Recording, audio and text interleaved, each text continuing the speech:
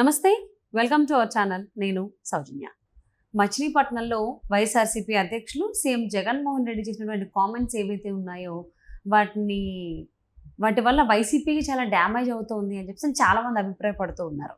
మరి ఇది ఎంతవరకు వాస్తవం ఏంటి?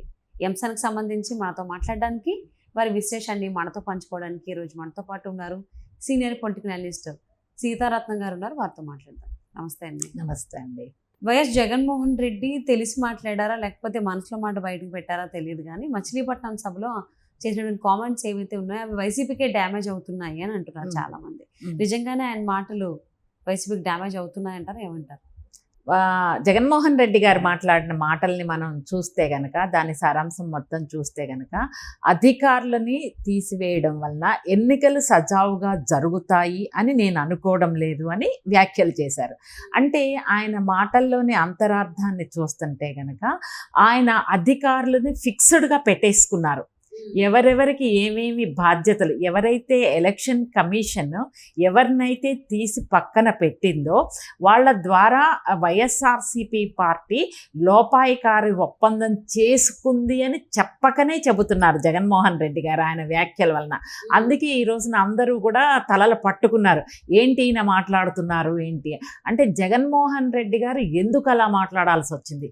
ఎన్నికలు సజావుగా జరుగుతాయని నమ్మకం లేదు అని మాట్లాడారంటే, ఎలక్షన్ కమిషన్ నిర్ణయం తీసుకుంది అంటే దాని అర్థం ఎన్నికలు రాజ్యాంగబద్ధంగా ప్రజాస్వామ్యబద్ధంగా జరగాలి అనే ఒక ఇంటెన్షన్ తోటి ఎలక్షన్ కమిషన్ స్టెప్స్ తీసుకుంటుంది, పార్ట్ ఆఫ్ ద ప్రాసెస్.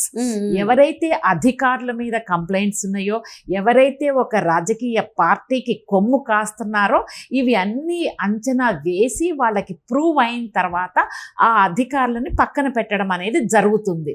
అధికారులను పక్కన పెట్టిన తర్వాత సరిగ్గా జరుగుతాయనే నమ్మకం నాకు లేదు అంటే దాని అర్థం ఏంటి అంటే, మీ మనుషులు ఉంటే మీకు అనుగుణంగా పోలింగ్లో కానీ లేకపోతే ఈ ఎలక్షన్ ప్రాసెస్లో మీకు హెల్ప్ చేస్తారు అంటే వాళ్ళందరూ ఉన్నతాధికారులు, అంటే ఇన్స్ట్రక్షన్స్ ఇచ్చే విధంగా డెసిషన్స్ తీసుకునే పొజిషన్లో ఉన్నటువంటి అధికారుల మార్పు వలన నష్టం జరుగుతుంది అంటే ఆయన డైరెక్ట్గా చెప్పారు, అధికారులతో మేము కుమ్మక్కయ్యాము, మాకు అనుగుణంగా వాళ్ళు నిర్ణయాలు తీసుకోవాలి, మా పార్టీ అధికారంలో వచ్చే దిశగా వాళ్ళు స్టెప్స్ తీసుకోవాలి అంటే డైరెక్ట్గా ఓపెన్గా చెప్పేశారు ఆయన.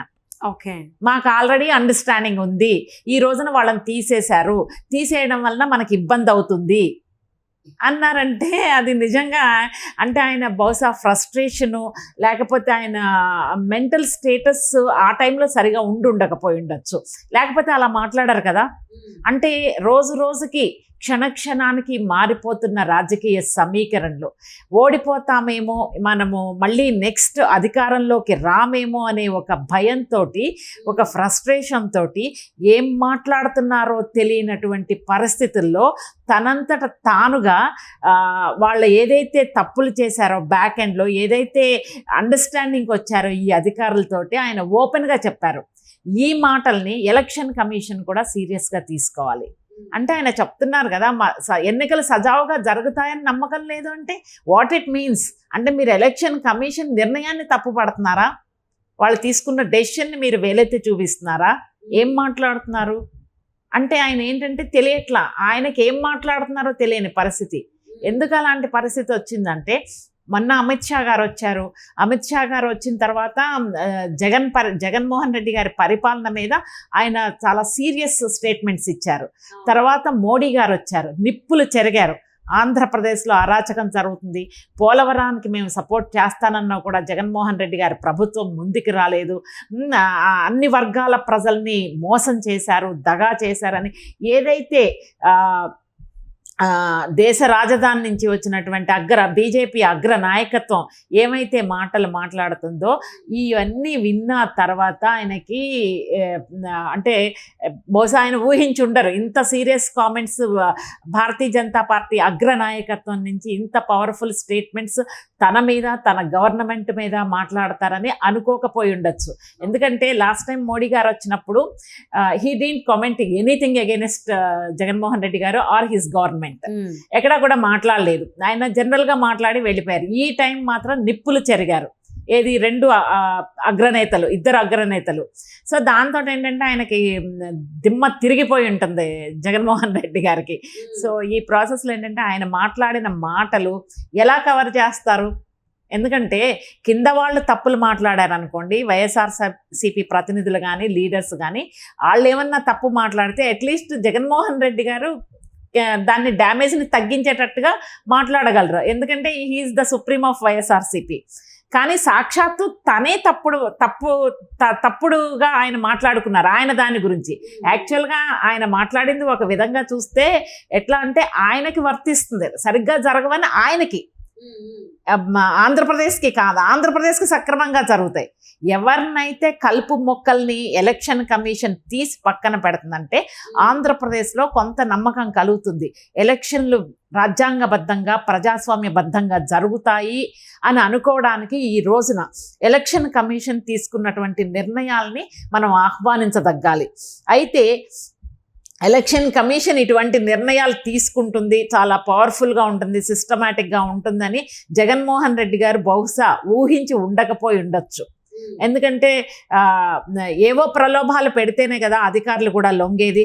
ఎయిదర్ ప్రమోషన్స్ ఇస్తామనో, లేకపోతే ఉన్నతమైన స్థితికి తీసుకెళ్తామనో, లేదంటే money, end of the day money is the highest motivator factor కదా ఎవరికైనా కూడా.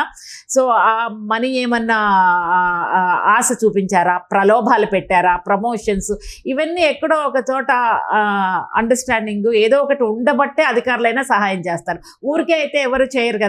అవును, ఊరికే ఎందుకు చేస్తారు? వాళ్ళు నిజాయితీ పరులైతే పర్ఫెక్ట్గా వాళ్ళ డ్యూటీని వాళ్ళు చేస్తారు. అన్ని రాజకీయ పార్టీలని సమానంగా చూస్తారు. ఎందుకంటే రాజకీయ పార్టీలు ఈ 5 సంవత్సరాలు అధికారంలో ఉంటారు, వాళ్ళు నెక్స్ట్ వస్తారో లేదో తెలీదు, ఎందుకంటే ప్రజలు డిసైడ్ చేస్తారు. కానీ మీరు మాత్రం ఆల్మోస్ట్ అన్ని ఇయర్స్ మీరు ఉంటారు కదా ప్రభుత్వంలో, మీరు శాశ్వతం. రాజకీయ పార్టీలు అధికారంలో శాశ్వతం కాదు, ఏ రాజకీయ పార్టీ కూడా. మీరు మాత్రం శాశ్వతం. అలాంటిది మీరు ఎంత నీతిగా నిజాయితీగా ప్రజల తరపున మీరు ఉండాలి కదా. ప్రజల తరపున న్యాయబద్ధంగా ఎలక్షన్స్ జరిగే అటువంటి బాధ్యత ఈ అధికారుల మీద ఉంది. ఎందుకంటే ఇంతకు ముందు కూడా ఎస్పీలు కానీ ఐఏఎస్లు కానీ ఐపీఎస్ల మీద కూడా ఎలక్షన్ కమిషన్ వెయిట్ వేసింది. అప్పుడేమీ మాట్లాడినటువంటి జగన్మోహన్ రెడ్డి, డీజీపీ కసిరెడ్డి రాజేంద్రనాథ్ రెడ్డి మారిపోయిన తర్వాత ఎందుకు ఇలా అన్నారు? ఎన్నికలు సజావుగా జరుగుతాయని నాకు నమ్మకం లేదు, అరాచక శక్తులు ఏమన్నా విజృంభించే అవకాశం ఉంది అనేటువంటి అర్థం వచ్చే విధంగా ఎందుకు అలా మాట్లాడి ఉండు? సార్, డీజీపీ అంటే హైయెస్ట్ లెవెల్ కదమ్మా, హైయెస్ట్ పొజిషన్ కదా స్టేట్ లో. సో అందుకంటే ఆయన్ని గుప్పెట్లో పెట్టుకుంటే అన్నీ తను అనుకున్నట్లుగా జరుగుతాయి. తన ఏదైతే ఆయన మైండ్లో థాట్ ప్రాసెస్ ఉందో దానికి అనుగుణంగా పనులు జరుగుతాయని జగన్మోహన్ రెడ్డి గారు ఊహించారు. కానీ ఎలక్షన్ కమిషన్ ఝలక్ ఇచ్చింది. దాంతో ఇప్పుడు ఏమీ చెయ్యలేని, దిక్కుతోచని, నిస్సహాయ పరిస్థితుల్లో ఏం మాట్లాడుతున్నారో తెలియని స్థితిలో ఆయనే డ్యామేజ్ చేసుకునేటట్టుగా మాట్లాడారు. ఆయన మాట్లాడిన మాటల్ని ఎవరు డ్యామేజ్ని తగ్గించలేరు. సో మరి జగన్మోహన్ రెడ్డి మచిలీపట్నం సభలో చేసినటువంటి కామెంట్స్ అయితే వైసీపీకి డ్యామేజ్ అవుతుందని చాలా మంది అభిప్రాయపడుతున్నారు. చూద్దామండి మరి డ్యామేజ్ అని ఎలా పూడుస్తాడు, ఎలా కవరప్ చేస్తాడు అనేది.